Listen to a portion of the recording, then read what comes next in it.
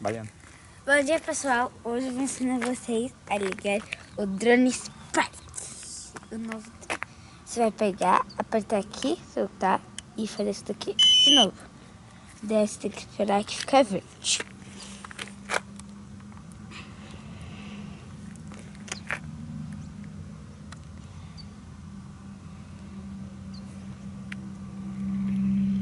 Aí, daí quando ficar verde, você vai pegar, vai dar 5 nos dois. E daí...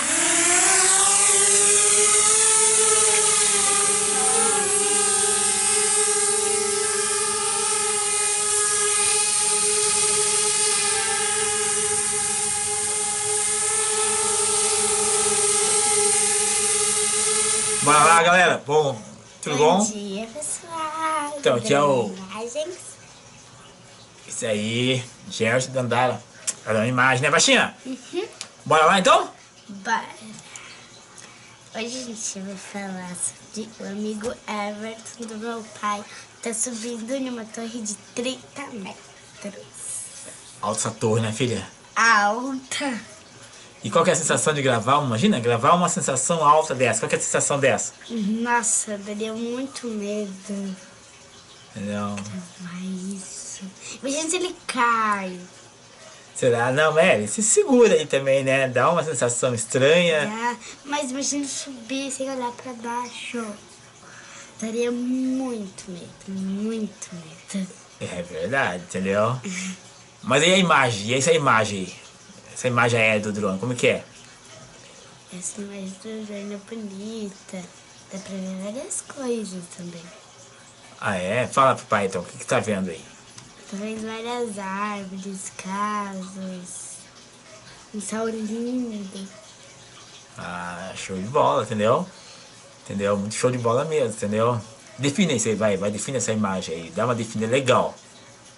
Como assim? Definido, o que você achou dessa imagem, assim, dessa gravação em si? Eu achei tipo uma natureza linda. Muito bonita. Tá, mas fala aí sobre a imagem. Olho subindo. É, ele subindo, né? Ele é corajoso, né? Subindo uma torre de 30 metros. Entendeu? Então, ele chegou aonde aí? Ele chegou na metade?